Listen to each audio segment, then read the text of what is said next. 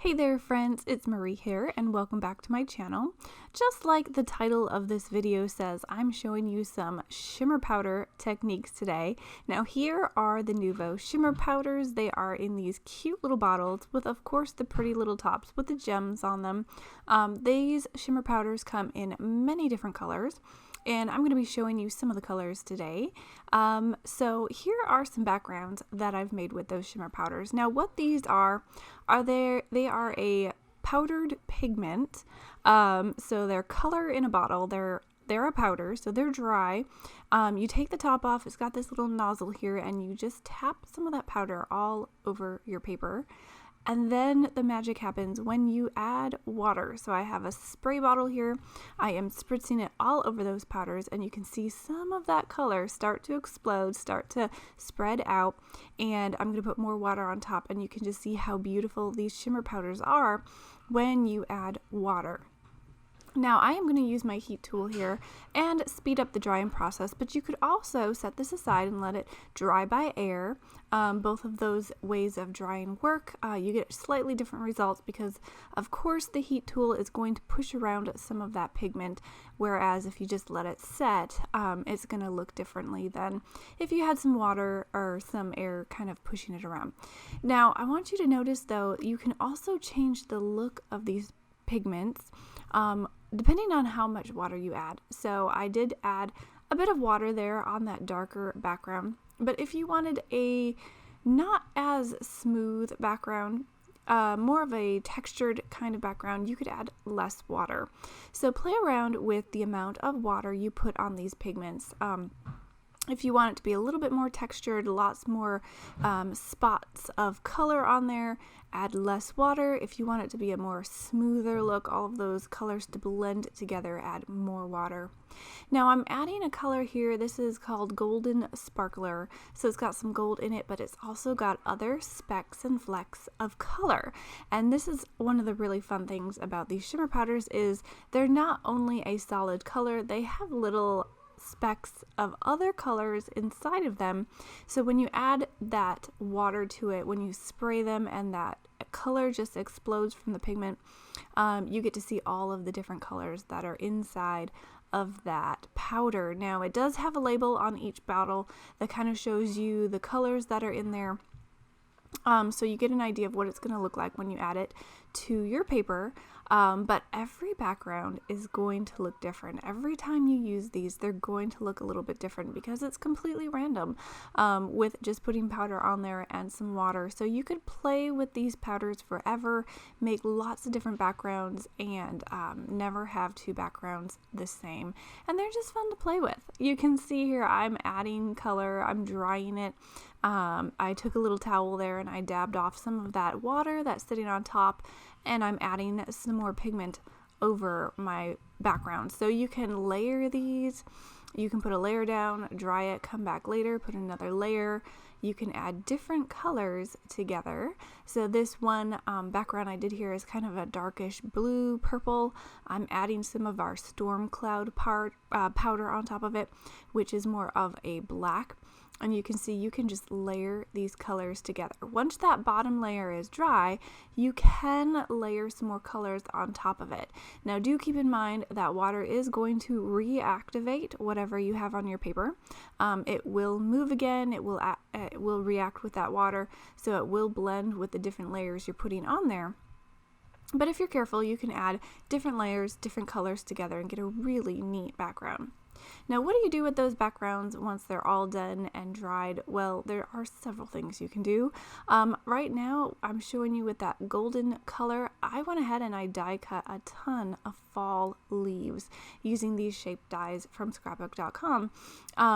It just looked very fallish with all of those colors on there, so I cut them out, tons of different leaves, and I layered them on a card. So you can use this to color your paper for die cuts if you want to. And another thing is you can even add a little bit of watercolor to these shimmer powders if you want. Some of those leaves are a little bit more red and orange than the shimmer powder itself because I did drop in a little bit of watercolor. So you really can kick it up a bit if you want to change those colors, mix your medias, make it really pretty. Now I have some more dies here that I cut out of some of the blue and purple type shimmers. I just wanted to show you that you can die cut these backgrounds to layer on your cards, and I think it looks absolutely beautiful. It gives it those dies a little bit more of a watercolor type look, a lot of different variation in the colors, so it looks really fantastic. Now for another card that I'm going to make here, I'm using a background die, and I have it all cut out already, but I am leaving in some of those little pieces. They want to fall out there, so I'm being careful. I've popped out most of them, but I want to leave some of those pieces in there. And I'm going to carefully add glue to the back of this background die, and I'm going to glue it on top of another piece of paper. Now, one thing I should tell you guys is I am using watercolor paper for all of these projects that I'm showing you today. Since you are using a lot of water with these powders, watercolor paper does work best because it can stand up to a lot of water, a lot of medium. So if you're really wanting to get a lot of water on your powders, and even if you're just doing a little bit, the watercolor paper works the best because it will stand up to all of that liquid and that moisture. If you have a mixed media paper or something a little bit thicker, you can also experiment with that, but I found that the watercolor paper does work the best. Now I'm just making sure that my background die is down and adhered to this piece of paper on the background. I did trim around the sides to make it an A2 card size, and I'm going to drop some powder right on top of this. I die cut that background from watercolor paper. I glued it to another sheet of watercolor paper, so what we're going to do here is just bring that background to life a little bit with some of this water.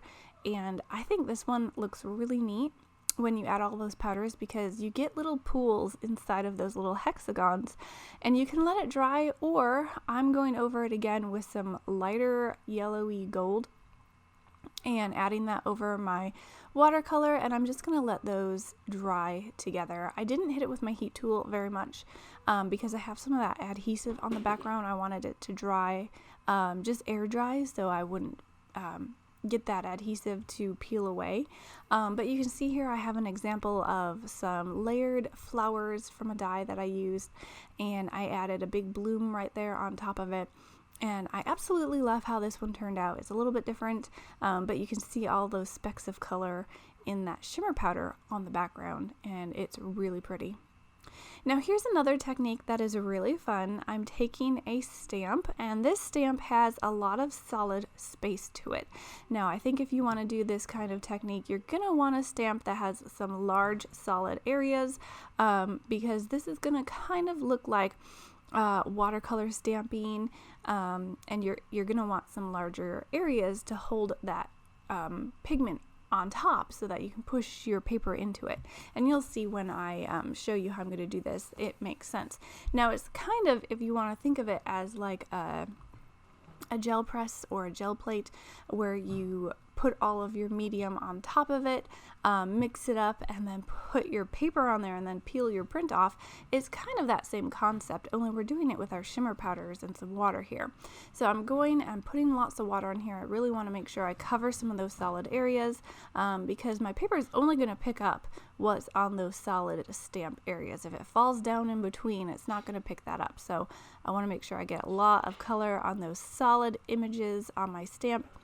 Putting my watercolor paper on top of it, I'm pressing it down, I'm leaving it for a few seconds so that watercolor can soak into the paper, and then you can pull it off and see you get this really loose stamped image, which really looks like watercolor. It's beautiful, and you can let that air dry. You can hit it with your heat tool if you want, but you can see it looks like some really loosely painted watercolor flowers. Now you could go in with a pen and add detail if you wanted. If you had some layering stamps, go ahead and stamp the next layer on it and have that background look really watercolored. I thought this was really fun, a really different kind of stamping that you could try. And with all of that pigment left on your stamp, don't waste it. Add a little bit more water and get a few more prints. Keep on making a bunch of backgrounds. This is a great way to make a lot of backgrounds all at once. It goes a long way. Now again, I'm using my little towel here. I'm holding it over my paper while I push down. That's just going to soak up any extra liquid that may be coming out the sides. Just something I like to do. You don't have to necessarily do that if you don't want to. That's just how I like to do this. I guess you could call it watercolor stamping technique.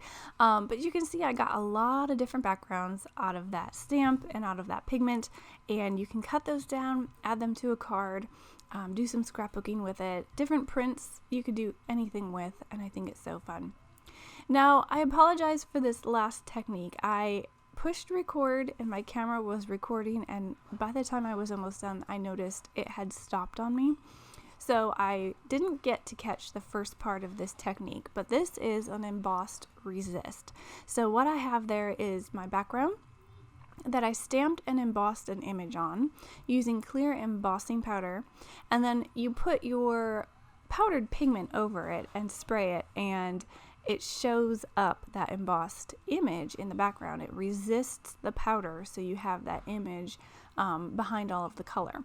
So you can kind of see it's a very loose type background. Again, lots of different colors that are mixing there. You can see those background, faintly the background image. I did some flowers again with this one. I'm going to be adding some more powder on top of this, filling in some of those blank areas.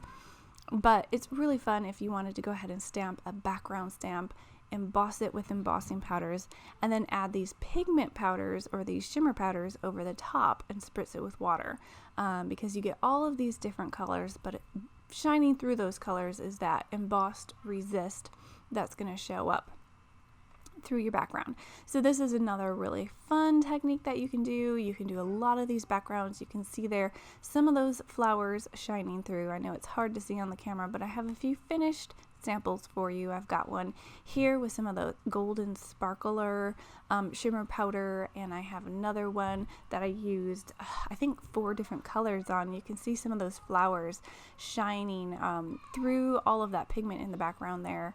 That's the stamped and embossed images that I used. So you can go ahead and use these powders with a stamped embossed resist as well. And it's just another fun technique for you to use and play around with. So lots of things for you guys to do with these powders, and I wanted to show you a few more things. Now, you can even paint with these powders is what I'm getting at here. I've got a little dish that I had some powders put into. I was painting with them. I left that dish. They dried out, but they will come back to life if you add a little bit of water. So it's kind of like if you let your paint dry in a palette, your watercolors or something, add a little bit water to it. They come back to life and you can paint. So I'm taking some more water from my spray bottle. I'm spraying over a stamped and embossed image.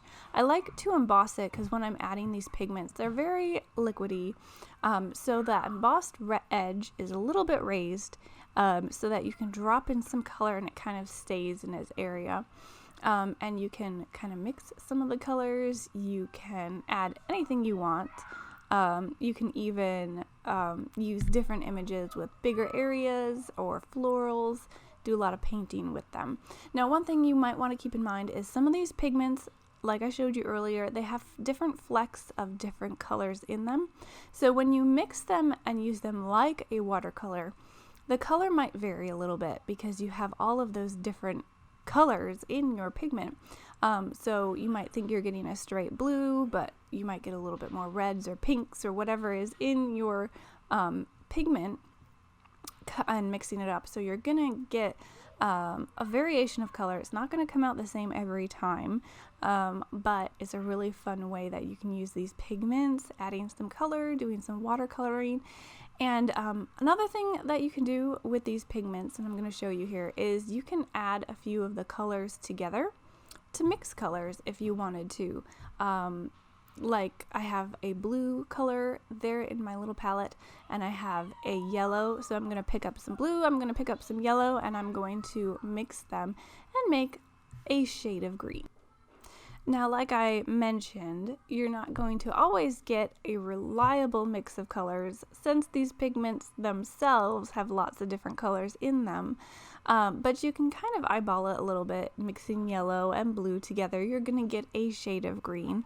So I would say mix up enough color to finish whatever painting you want to do if you want all of the color to look the same on your painting, or just be okay with a lot of different variation in your colors. They're a little bit unpredictable if you want to use them as a watercolor, but they're so much fun. You can just add them, mix them, paint with them, all the things. And I think they're a really fun, versatile pigment powder that you can use for your card making. So I think that's it for techniques that I have for you in this video. This is not an exhaustive video. There are so many other things that you can do with these shimmer powders, so I just encourage you guys to take them, experiment with them, see what you can come up with, and share it on social media so we can all see your creativity and ooh and ah with you. So thanks for stopping by, everyone. I hope you enjoyed this video, and I will catch you next time. Bye.